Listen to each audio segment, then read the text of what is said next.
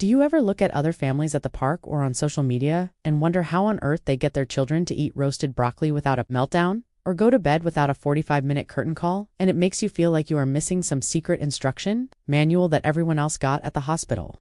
I have been in that exact headspace, feeling like a short-order cook and a negotiator instead of a parent, and wondering if I am just not cut out for this or if my child is just uniquely difficult.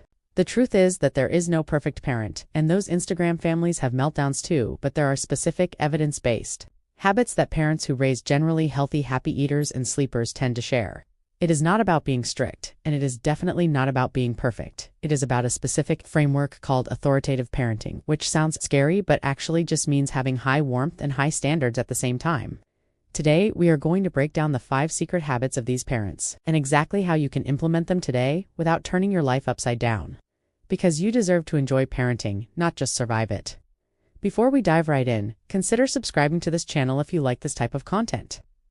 The first habit is something that completely transforms mealtime stress, and it is called the division of responsibility.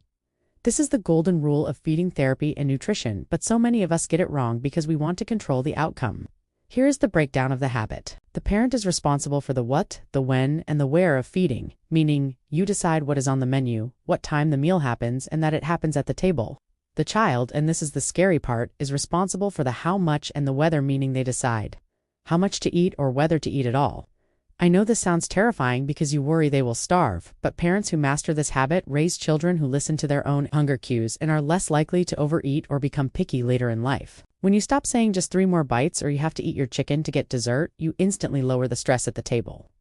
A parent asked me recently, does this work for strong-willed kids who will literally starve themselves? And the answer is yes, because a neurotypical child will not starve themselves, but they will absolutely engage in a power struggle if you invite them to one.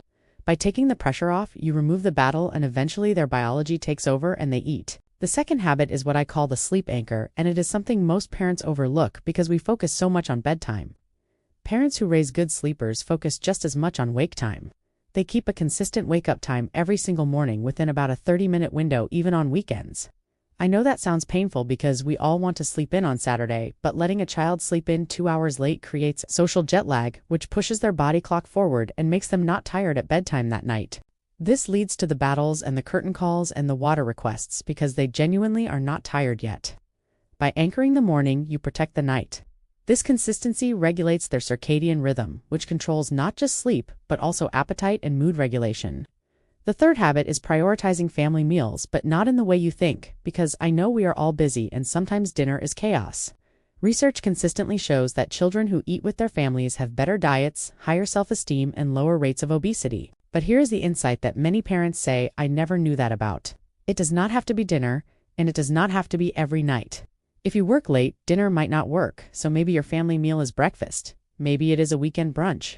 The benefit comes from the connection and the modeling, not the time of day. Even 3 times a week makes a massive difference. It is about sitting down, turning off the screens, and connecting with your child over food, which teaches them that eating is a social and enjoyable experience, not just a task to get through. This leads perfectly into the 4th habit, which is modeling self-regulation, and this is probably the hardest one because it requires us to look in the mirror. Our children are downloading our software every single day. If they see us stress eating, standing up at the counter, or constantly scrolling on our phones while we tell them to go play outside, they are going to copy what we do, not what we say.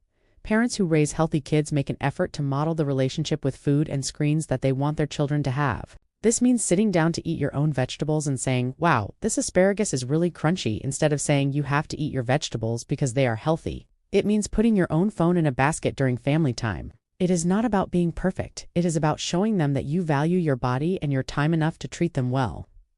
The 5th habit is emotional coaching, specifically connecting before correcting.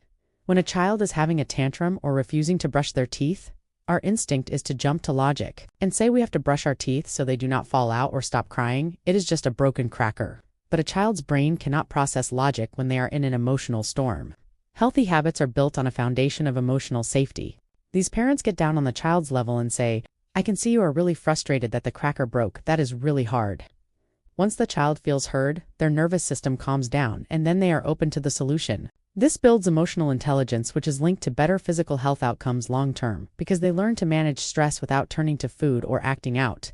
Now, let's talk about a massive mistake that even the most well-intentioned parents make, and that is using food as a reward or punishment. We have all said, if you are good at the store, we can get ice cream, or if you do not clean your room, no dessert. The problem is that this puts sugary foods on a pedestal and makes them the prize while making healthy foods or good behavior the chore you have to get through to get the good stuff. It actually increases the desire for the sweets and decreases the desire for the healthy food. Instead, try to neutralize food. Dessert can just be part of the meal sometimes, or it can be a random treat, but try not to tie it to behavior. I want to answer another question from our community, which is a parent asking, is it too late to start these habits if my child is already 7 or 8? It is never too late. The brain is plastic and habits can be reshaped at any age, but the key is to have a family meeting and explain the changes. You can say, hey guys, I have been learning about how to make our bodies feel their best, and we are going to try some new things like having breakfast together. When you involve them in the process rather than just imposing rules, they are much more likely to buy in. Another insight that surprises parents is that boredom is actually a health habit. We feel this pressure to entertain our kids constantly, but constant entertainment creates a dopamine dependency. Parents who raise healthy kids are okay with letting their kids be bored because boredom is the birthplace of creativity and independent play. When a child is bored, they eventually find something to do, and that active play is far better for their physical and mental health than passive entertainment. So next time they say, I am bored, do not rush to fix it. Just say, I love watching you figure out what to do next. The final piece of this puzzle is empowering you to trust your gut. You are the expert on your child. These habits are a framework, but you know your family best.